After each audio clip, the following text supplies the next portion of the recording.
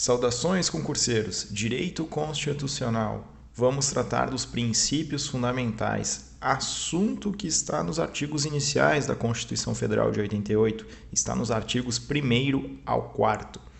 Olha, esse assunto ele costuma ser cobrado de uma forma bem direta pelas bancas.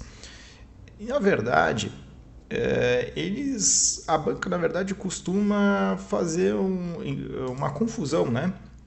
Ela mistura o que está no conceito, por exemplo, do artigo 3º com uma informação lá do artigo 4º e vice-versa.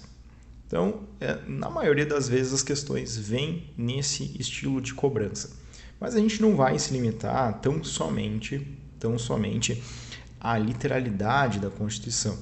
Nós vamos pegar outros dispositivos do texto constitucional e fazer a devida conexão, né? Vamos fazer essa ligação de matérias para que vocês consigam associar com outras áreas que evidentemente são cobradas no seu edital. Então, em resumo, é tornar o conhecimento mais sólido. Pessoal, estamos tratando de princípios. E o que seriam princípios? Será que eles seriam ao lado das leis? Estariam ao lado das leis? Será que eles seriam as normas? Norma não é lei? O que é lei? Bom, para um efeito bem prático, vamos ser assim bem objetivos, nós definimos que os princípios e as regras são espécies do conjunto genérico, né? Norma jurídica, não é qualquer norma.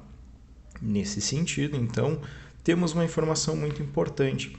Tanto os princípios quanto as regras, eles têm a aplicabilidade. A verdade é que eles têm uma aplicabilidade um pouco distinta, né? Mas tanto os princípios quanto as normas, eles devem ser cumpridos, porque são normas, fazem parte do nosso ordenamento jurídico. Muito bem. E como podemos diferenciar, como podemos definir um do outro? As regras, elas são determinações objetivas, concretas. Por exemplo, o legislador previu determinada situação no mundo real e transportou isso para o texto legal, né? Transformou isso numa regra. Uma vez ocorrido aquele fato no mundo real, ocorre pela técnica da subsunção a ocorrência dos efeitos previstos naquela regra, né? E essa técnica de subsunção, né, dá a nós um efeito muito prático, ou seja, aplica-se uma regra em detrimento de outra. Não tem como um pedaço de uma regra ficar valendo e outro pedaço da outra regra não ficar valendo, ou seja, é tudo ou nada. É a lei A ou a lei B que vai se aplicar naquele determinado caso concreto. Por outro lado, já os princípios, muito bem, eles são valores, eles são diretrizes, são ordenamentos, mandados de otimização, segundo o jurista Robert Alexy, jurista alemão Robert Alexy. Então, são diretrizes, são conceitos mais abstratos, genéricos. Só que a característica mais importante não é nem essa, é que num eventual conflito, e diga-se de passagem, um conflito aparente, porque não seria, na verdade, um conflito propriamente dito, porque nesse tipo de situação, havendo uma colisão entre dois princípios, a determinadas situações vai depender que, naquele caso concreto, o princípio X vai prevalecer sobre o princípio Y. Em outra determinada situação, uma ocorrência diversa. Pode ser que o princípio Y se prevaleça em relação ao princípio X. Quer dizer que a gente não acaba afastando totalmente um princípio em relação ao outro em todas as situações. Há uma preponderância de um em relação ao outro, mas não, né, um descarte total de um princípio que não foi aplicado naquele caso. Há isso, o que se chama ponderação de interesses. Muito bem, você está aí do outro lado pensando, muito bem, as questões são muito diretas, né? Por que eu preciso saber disso? Olha, precisa saber disso para que a gente consiga ter informações a mais, né? Não vamos ficar só no mais do mesmo, né? Porque se o examinador pedir isso, independentemente do seu cargo, você vai conseguir responder. Eu trouxe uma questão de defensor público, mas assim, se é de nível superior, se é de nível médio, não importa. É uma questão muito boa para que nós consigamos definir alguns pontos e tirar alguns mitos. Olha só. A respeito da distinção entre princípios e regras, é correto afirmar. Letra A. Diante da colisão entre princípios, tem-se o afastamento de um dos princípios pelo princípio da especialidade ou ainda pela declaração da invalidade. Acabei de explicar para vocês que não existe, o afastamento de um princípio. Na verdade, há a preponderância de um princípio. Quando a questão vier assim afirmando, de um modo bem categórico que há um afastamento de um princípio em relação ao outro, desconfie. Essa questão já está errada, essa alternativa já está errada, já podemos descartá-la. Letra B, Brasil, vamos lá. As regras e os princípios são espécies de normas jurídicas. Até aí tudo bem. Vírgula, ressalvando-se a maior hierarquia normativa atribuída aos princípios. Olha, com essa questão respondemos outra situação. Entre regra e princípio não há uma hierarquia propriamente dita, De plano a gente pode dizer que um princípio vale mais que uma regra, enfim, embora haja isso na doutrina, estudos dizendo, estudos dos próprios constitucionalistas, se há uma regra no próprio texto constitucional e outro princípio no próprio texto constitucional, o que deve valer, o que deve preponderar naquele caso sempre é uma regra porque ela já foi intensificada, Ou seja, o legislador já previu todas as hipóteses.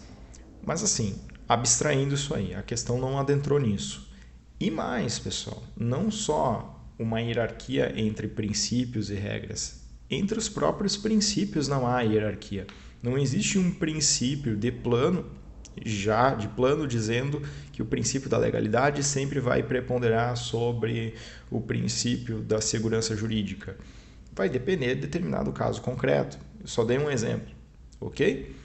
Muito bem, encerramos mais uma informação. Vamos seguir, letra C. Os princípios possuem um grau de abstração maior em relação às regras, aplicando-se pela lógica de tudo ou nada. De fato, há uma abstração maior, mas aplica-se a técnica da ponderação. Tudo ou nada é das regras. Então, C está fora. D. Os princípios, por serem vagos e indeterminados, carecem de mediações concretizadoras do juiz ou do legislador. Sim, precisa de uma mediação concretizadora, precisa torná-lo, o princípio mais concreto. Enquanto as regras são suscetíveis de aplicação direta. É justamente isso, as regras são suscetíveis de aplicação direta. Letra D.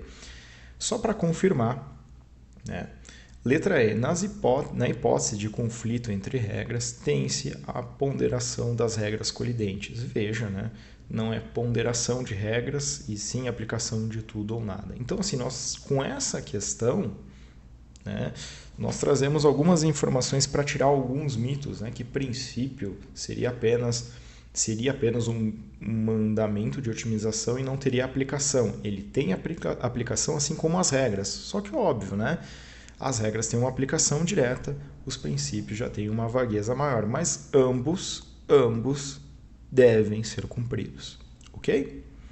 Perfeito. Mais uma situação, pessoal, que eu sempre costumo trazer.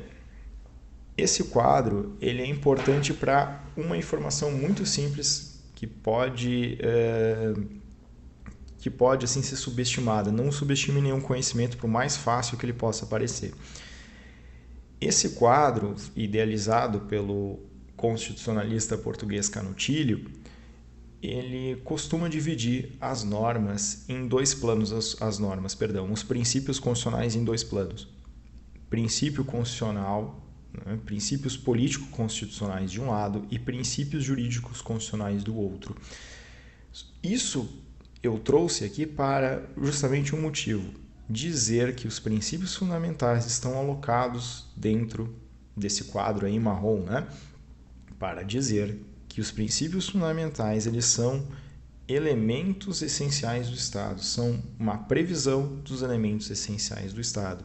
Ou seja, todos os demais princípios, né, eles fazem parte das regras jurídicas, eles compõem o ordenamento jurídico, como princípio, né, na afastabilidade jurisdicional, ampla defesa, devido processo legal, juiz natural, na moralidade, da legalidade, por aí vai. Não quer dizer que esses outros princípios não sejam importantes. Aliás, são princípios e são importantes, tanto que estão no texto constitucional. Ok? Mas a questão toda que difere aqui, e que a gente precisa ter em mente, é que os princípios fundamentais são tão importantes que eles fazem parte dos elementos essenciais do Estado. Então, tudo que a gente for tratar de fundamento, de separação de poderes, objetivos fundamentais, princípios frente às relações internacionais, princípio federativo, regime político democrático, por aí vai, tudo isso é princípio fundamental. Ok? Certo, pessoal? Esses minutos iniciais, eu tenho certeza que a gente, formou uma base muito sólida. Mas o que realmente interessa, né? O que vem na sua prova é o que está agora por vir. Eu separei esse quadro inicial para nos dizer aqui a vocês que estamos agora a tratar do artigo 1º, né? Logo abaixo aqui do vídeo eu sempre coloco o tema, né? Princípios fundamentais, artigo 1º. A gente vai ver em relação aos fundamentos da República Federativa do Brasil, o princípio republicano como forma de governo, o princípio federativo como forma de Estado, o princípio democrático como regime político. E ainda tem uma palhinha aqui, vamos tratar ainda do sistema de governo, né, que não está propriamente dito aqui, mas vou aproveitar já para fechar o quarteto, né, que muitas vezes as bancas costumam trocar os nomezinhos ali dentro. E depois nós vamos avançar para a separação de poderes, objetivos fundamentais e os princípios frente às relações internacionais. O ponto mais demorado é o artigo 1º. Vamos a ele. Olha só, pessoal. Destaque, né, para a parte ali em amarelo. A República Federativa do Brasil, formada pela União Indissolúvel dos Estados e Municípios e do Distrito Federal, constitui-se Estado democrático de direito e tem como fundamentos. No momento oportuno nós vamos tratar dos fundamentos. O que nos interessa agora é definir que o Brasil é uma federação. A forma de Estado adotado pelo nosso Brasil é a federação. O que é uma forma de Estado? Muito bem, é a maneira pela qual o Estado, né, Estado aqui no sentido de nação, país, está territorialmente disposto em suas competências. A verdade, o que acontece é que há uma descentralização política de tomadas de decisão, pessoal. É isso mesmo. A União tem determinadas competências, os Estados-membros e o Distrito Federal outras competências e os municípios também. Então, esse é o cenário. Ele está contraposto a outra forma de Estado, que é o Estado unitário. Normalmente se percebe a federação como uma forma mais fácil de organizar um Estado geograficamente grande, né? O Brasil tem um território, né, de dimensões continentais e essa é justamente a diferença para outros Estados-nação, ou seja, outros países em que o seu território é menor, é mais fácil se administrar e o poder central, né? Há um poder central em contraposição a um Estado federado. Muito bem. Disso, né, temos uma descentralização política, né, nessa divisão, nesse contexto do Brasil, União, Distrito Federal, os Estados-membros e os seus municípios, em contraposição com o Estado unitário, onde há um único centro de poder político. Do que decorre, né, em relação ao federalismo, muito bem, uma vez o ente federado participante do pacto federativo, ele não pode mais se desgarrar, ele não pode mais ter o direito de secessão, ele não pode mais se separar da federação. Tivemos muitas revoltas, né? Talvez a mais emblemática dita, né? A Revolução Farroupilha no Rio Grande do Sul, em que o estado do Rio Grande do Sul tentou se separar do Brasil, né? E a consequência disso aí, o que o texto constitucional nos traz, no seu artigo 34, inciso 1º, é que em caso de se perceber a quebra do pacto federativo por determinado ente, há a oportunidade, a ocorrência da intervenção federal, né, sob o uso da força.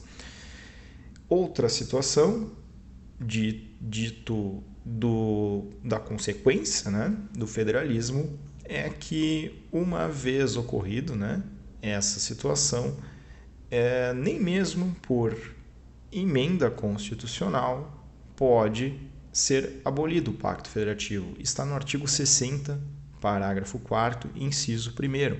Você for lá na Constituição, lá, né, abrir nesse dispositivo, vai dizer que não pode, né, propostas de emenda à Constituição tendentes a abolir. E lá está a forma federativa de Estado. Ok? Ótimo. E temos uma separação bem clara em tratar a República Federativa como soberana. Inclusive, a soberania, né, é um dos fundamentos que veremos ainda dentro do artigo 1º, mas aqui a ótica que nós temos que ter frente ao federalismo é compreender que o Brasil, né, o Estado brasileiro, ele é soberano. No entanto, os entes federados que o compõem são autônomos, eles não têm soberania. E as questões adoram dizer o contrário, né? Aliás, as questões adoram dizer que os entes federados são soberanos. Não, na verdade, eles são autônomos. Dispositivo, artigo 18 da Constituição Federal. Veremos quando trataremos da organização do Estado, mas vejam que a gente já está fazendo as conexões necessárias. Não é simplesmente decorar o dispositivo, vamos entendê-lo. Perfeito. E outra percepção muito clara do federalismo é a previsão da competência tributária a esses entes, ou seja, se eu estou, Constituição Federal, outorgando autonomia a esses entes, estou, né, prevendo uma autonomia a esses entes federados, nada mais justo que eles possam se organizar quanto às suas receitas de arrecadação tributária e, inclusive, das repartições dessas receitas, no sentido de manter o Pacto Federativo equânime, né? Inclusive, o Pacto Federativo Brasileiro, né, ele tem características de mútua cooperação, tanto que alguns estados membros da federação, por mais que não tenham uma arrecadação tão elevada, recebem recursos em parcela maior do que aqueles que arrecadam até mais. É uma forma de equilibrar a federação. Então, se vocês forem olhar no artigo 24, traz que a competência legislativa é concorrente em relação à União, Distrito Federal e Estados para legislar sobre direito tributário. Ok? Ótimo. E uma informação muito importante, né? Uma informação muito importante que trata do federalismo brasileiro ser de terceiro grau, porque a gente faz uma comparação com do Estado norte-americano, né? Do Estado-nação Estados Unidos da América, e que lá também tem um federalismo um pouco diferente do nosso, nós vamos ver. Aqui é a figura do município, por isso ele é tratado de terceiro grau, ok? Vamos avançar então. É justamente isso que nós vamos falar. A origem da federação é uma informação muito importante na sua prova. Olha, a origem da federação, ela ocorre de duas percepções, tá? Como se dá a formação da federação? Essa é a pergunta que a gente tem que fazer quando fala da origem da federação. Muito bem, ou ela ocorre por um movimento centrífugo, olha, vem conceitos de física, mas fiquem tranquilos, é muito fácil. Olha só, pessoal, movimento centrífugo, né? Há uma quebra, ou seja, há um ponto do centro para a extremidade. Quando você quebra algo, né, ele se desintegra, não é mesmo? E quando você junta, ou você agrega, você pega pontos distantes do centro, né, da periferia para o centro, a agregação. Explica melhor isso. Vamos lá. O Estado brasileiro, né, ele é uma federação por desagregação no que diz respeito à sua origem. Ele é um movimento centrífugo.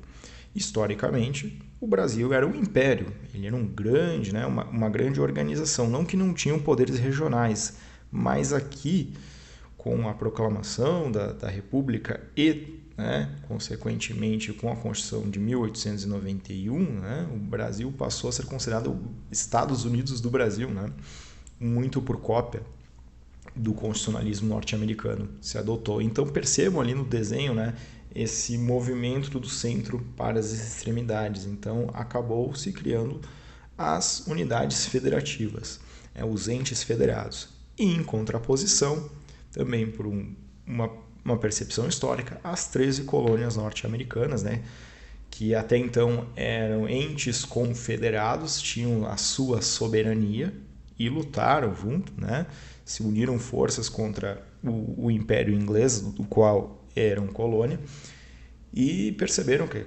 aquilo ali ficou muito bom politicamente, resolveram então ceder a sua soberania e formar um Estado federado.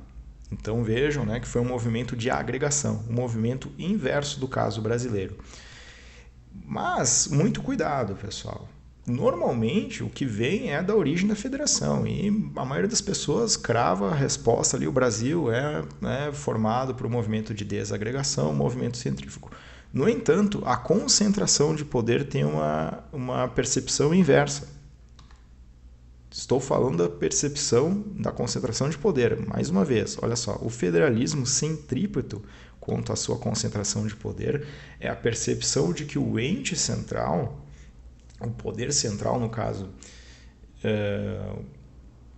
vertido na União, não estou dizendo que a União é mais importante, mas percebido pela União, é que a União ela detém, né, um controle maior nas relações. Vou explicar isso com um exemplo muito simples.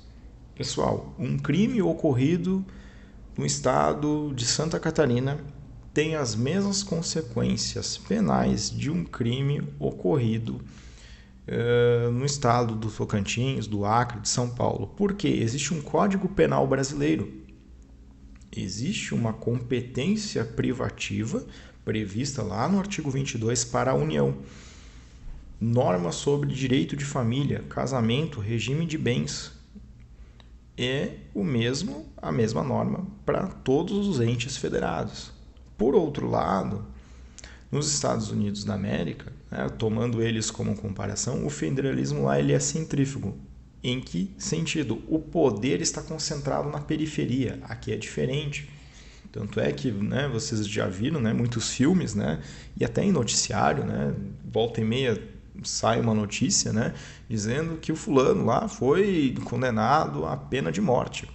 Em outro estado já não tem a mesma condenação, né? Os estados estão revendo a sua legislação, ou seja, há uma autonomia, inclusive legislativa, vamos assim dizer, né? Há competências, a distribuição de competências nas periferias, né? Nos estados membros. Essa é a percepção, mas assim, na maioria das vezes é a origem da federação e saber que o Estado brasileiro ele é por desagregação quanto à sua origem, mais uma vez. Ok? Bom, pessoal, vamos avançar mais um pouquinho, que aí a gente fecha esse quadro do Pacto Federativo. Isso aqui é muito importante porque nós temos uma percepção de receita e competências e uma percepção somente de competências. Não se preocupem muito com essas percepções, mas mais o que cada uma delas traz, que é o seu conceito, né, o seu nome e a sua definição. E aí a gente vai dizer onde é que está a nossa Constituição Federal de 88. O federalismo simétrico. Bom, o que é simétrico? Né? Ele tem que ter igualdade. Igualdade no quê, Ricardo? Competências e receitas são distribuídas igualmente entre os Estados-membros. Será que isso ocorre no Brasil? Será? Não, né? Embora haja uma certa divergência na doutrina, a gente pode dizer que, de fato, há uma distribuição não igualitária, justamente para que se cumpra alguns objetivos. Olha aí, o artigo 3º da Constituição Federal. Nós trataremos os objetivos da República Federativa do Brasil no artigo 3º. Então, como forma de evitar, né, de reduzir as desigualdades sociais e regionais, há essa disposição não igualitária das distribuições de competências e recursos. Então, o nosso federalismo, o federalismo brasileiro, ele é assimétrico, ou seja, não simétrico.